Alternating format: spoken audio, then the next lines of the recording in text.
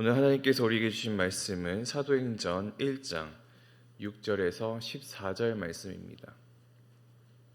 사도행전 1장 6절에서 14절 말씀입니다. 제가 가진 성경으로는 신약성경 187페이지에 있습니다.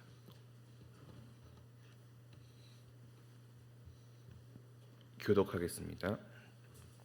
그들이 모였을 때에 예수께 여쭈어 이르되 주께서 이스라엘 나라를 회복하심이 이때이니까 하니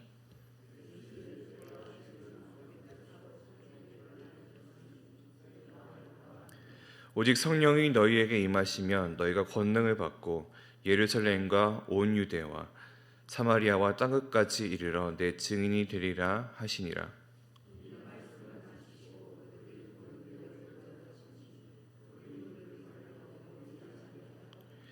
올라가실 때에 제자들이 자세히 하늘을 쳐다보고 있는데 흰옷 입은 두 사람이 그들 곁에 서서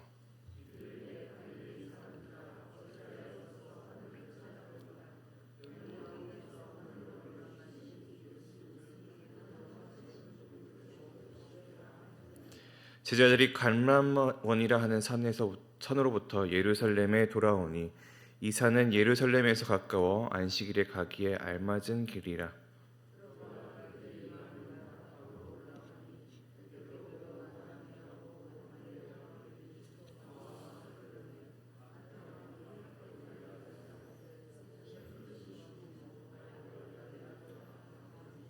합독하겠습니다. 여자들과 예수의 어머니 마리아와 예수의 아우들과 더불어 마음을 같이하여 오로지 기도에 힘쓰더라. 아멘.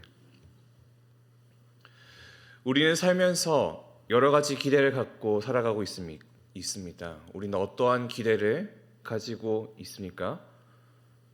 아이들이 좋은 대학을 갈 것에 대한 기대, 좋은 가정을 이루기를 위한 기대, 좋은 회사에 들어가기를 위한 기대, 혹은 내가 가진 집의 집값이 오르기를 위한 기대, 또 금리가 내려가기 위한 그런 기대. 이런 기대들은 다 어떠한 기대들일까요? 어떠한 공통점을 가지고 있을까요?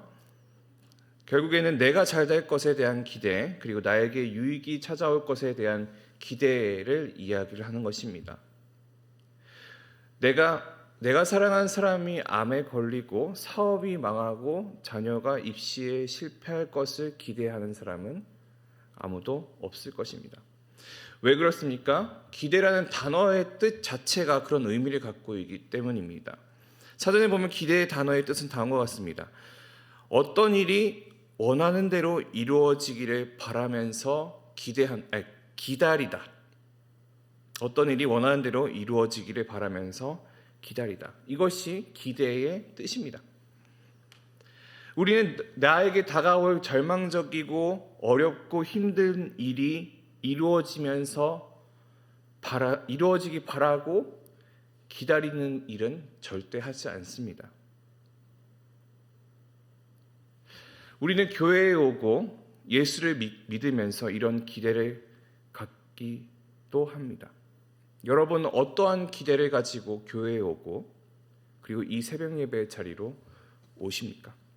어떠한 기도 제목을 가지고 어떠한 기대를 가지고 이 자리에 오시냐 이 말이죠. 실상 2000년 전에 예수님의 제자들에게도 이러한 기대는 다르지 않았습니다.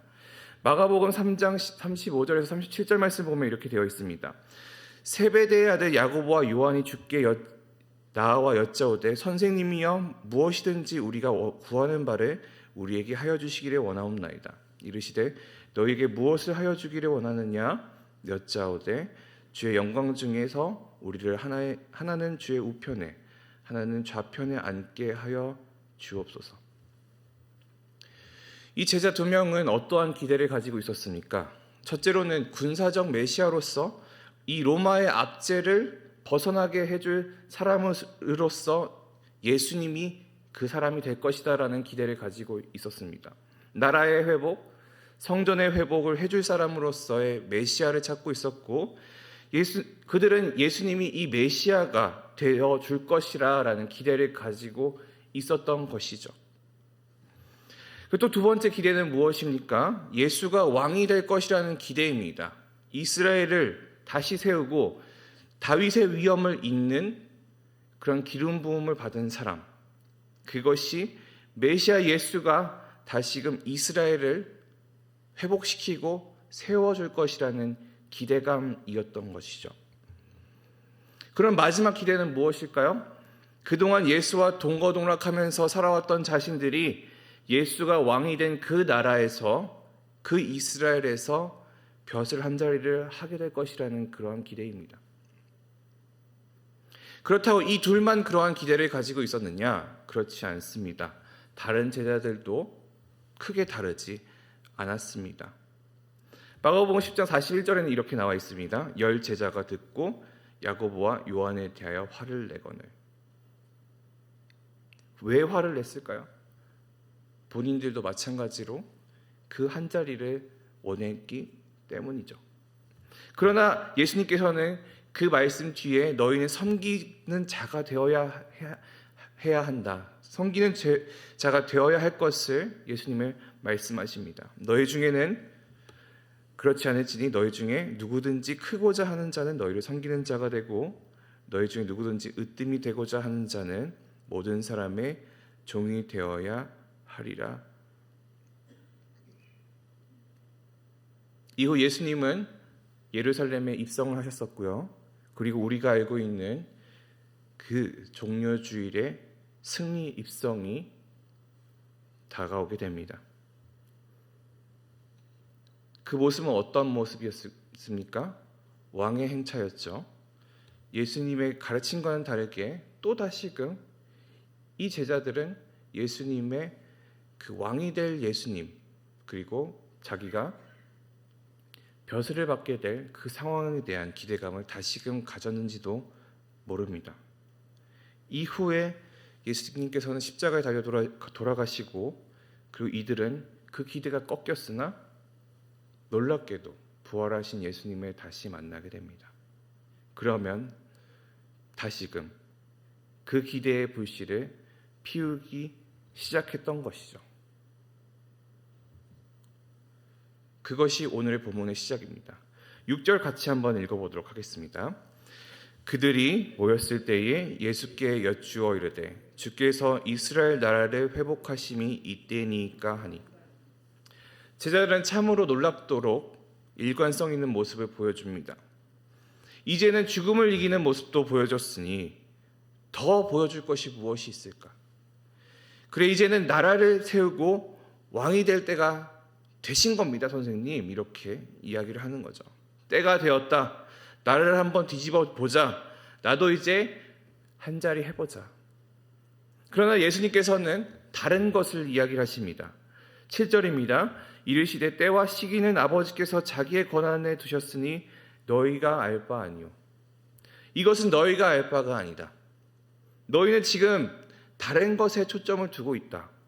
너희는 너무나도 위대하신 그 하나님의 그 크신 일에 있어서 너무나도 좁은 한 귀퉁이만 바라보고 있다라는 것이죠. 예수님이 이야기하시는 너희가 그 집중해야 할, 눈에 포커스를 두어야 할 것은 이것이다 말씀하시는 겁니다. 8절입니다. 오직 성령이 너희에게 임하시면 너희가 권능을 받고 예루살렘과 온 유대와 사마리아와 땅끝까지 이르러 내 증인이 되리라 하시니라. 너희가 되어야 하고 관심을 가져야 할 것은 무엇이라고 말씀하십니까? 너희가 증인이 되고 땅끝까지 이르러 나아가야 한다라는 것이 예수님께서 이야기를 하시는 겁니다. 로마를 이겨내 나라를 세우고 왕이 된 예수 밑에 신하가 되어 부귀영화를 누리는 것에 집중하는 것이 아니라 예수 그리스도의 증인이 되라는 것을 예수님께서는 말씀하시는 겁니다. 증인은 무엇입니까? 헬라어로는 마리티스라고 이야기를 하는데, 이 증인은 어떠한 사람입니까? 법정에 나가서 증언을 하는 사람입니다. 내가 본 것, 내가 목격한 것을 그 사실을 배심원과 판사 앞에서 전달하는 사람, 그 사람이 증인입니다. 예수의 이 말을 들은 사람들은 누구입니까? 예수님의 제자들이죠. 제자들은 어떠한 사람입니까? 예수의 삶과 죽음과 부활과 승천을 목격한 사람입니다. 그 진실되고 생생한 증언을 할 수 있는 사람들인 거죠. 예수님은 제자들에게 세상의 자리에 연연하는 것이 아니라 섬기는 자로서 그리고 증언하는 자로서 살 것을 말씀하시는 겁니다. 그렇기 때문에 우리는 이 9절, 이 6절이 의미하는 의미를 바로 보아야 하는 것이죠. 5절에서 예수님께서 이렇게 말씀하셨습니다. 너희는 몇 날이 못되어 성령으로 세례를 받으리라 하셨느니라. 그리고 그 이후에 말씀하신 게 6절인데 우리가 좀 바르게 생각해 보자면 이 6절을 이렇게 이야기할 수 있을 것 같습니다. 성령을 받은 이후에 너희는 힘을 받게 될 것이다. 그리고 너희는 나의 증인이 될 것이다. 예루살렘과 모든 유대와 사마리아와 땅끝까지. 그런데 우리는 이 구절을 조건이 걸린 듯하게 해석을 하게 됩니다. 성령을 받아야 한다. 성령에 있어야 너희가 힘을 받는다. 그래야 그 힘으로 증인이 될 수 있다. 그래야 너희가 땅끝까지 나아갈 수 있다. 그렇게 우리는 조건이 걸린 듯하게 이 구절을 해석합니다. 근데 그 구절은 이미 너희는 성령을 받았고 그 성령을 받았기 때문에 너희는 힘이 있고 증인이 되어야 한다. 증인이 될 것이다. 말씀하시는 겁니다. 그 증인이 되는 것은 우리가 사람과 지역을 가리지 않습니다. 예수의 제자들에게는 상종을 꺼리게 되는 이들이 있었습니다. 누구였을까요? 자신들을 배척하던 유대의 사람들, 그리고 유대인들이 꺼리는 사마리아 사람들이었습니다. 그리고 그 외에 이방인들도 마찬가지였죠. 왜 그럴까요? 그들은 할례받지 못한 이방인들, 선택받지 못한 사람들이기 때문입니다. 예수님의 복음을 유대인의 것으로만 여기는 자들이 너무 많았던 것이죠. 이것은 베드로에게도 마찬가지였습니다. 예수님의 가르침을 받은 이후에도 마찬가지로 고넬료를 만나는 그 사도행전 10장의 사건에서도 베드로는 이방인 고넬료를 만나고 싶어 하지 않았었던 기록을 우리가 볼 수가 있죠. 그리고 이방인들과의 식사의 자리에서 유대인들의 눈치를 보던 모습을 바울이 꾸짖기도 했었습니다.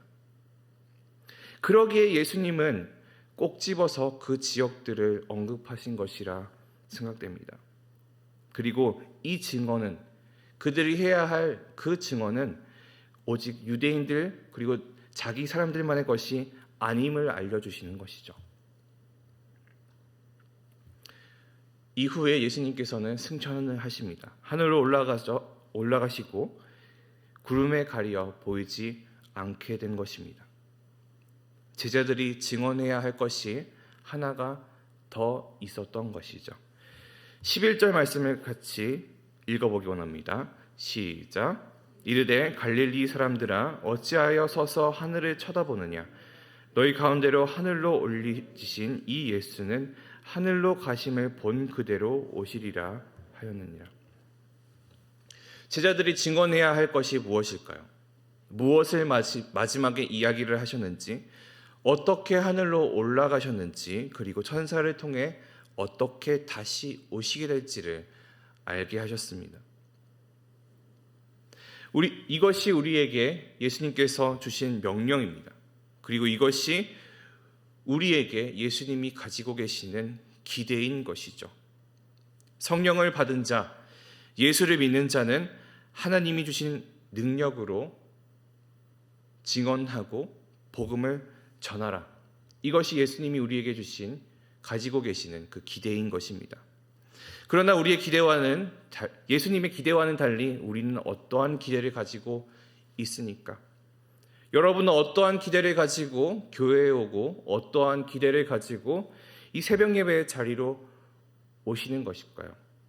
그리고 어떠한 기도 제목을 가지고 이 자리에 오십니까?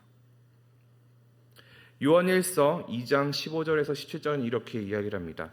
이 세상에나 세상에 있는 것들을 사랑하지 말라. 무엇이든지 누구든지 세상을 사랑하면 아버지의 사랑이 그 안에 있지 아니하니 이는 세상에 있는 모든 것이 육신의 정욕과 안목의 정욕과 이생의 자랑이니 다 아버지께로 온 것이 아니요 세상으로부터 온 것이라.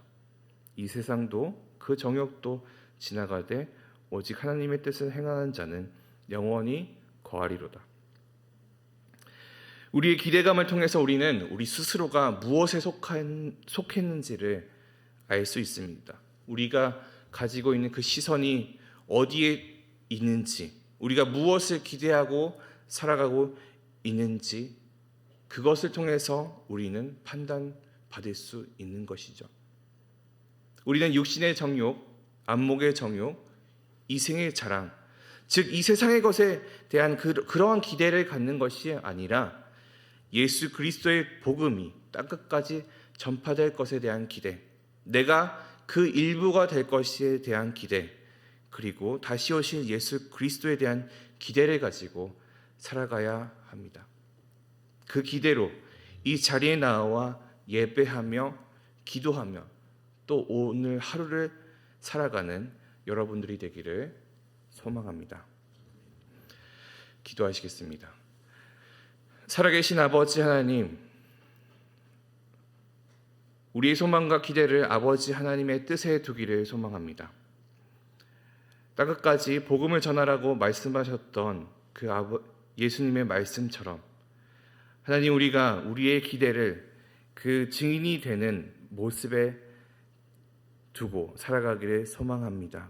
주님의 말씀 안에 살아가는 우리의 심령이 되게 하여 주시며 우리가 세상의 것에 기대고 세상의 것을 기대하며 살아가는 것이 아니라 오로지 아버지 하나님의 그 뜻이 우리 삶 안에서 이루어지기를 원하는 그러한 기대 안에서 살아가던 우리 모든 성도들 될 수 있도록 주님 인도하여 주시옵소서. 감사드리며 예수님 이름으로 기도했습니다. 아멘.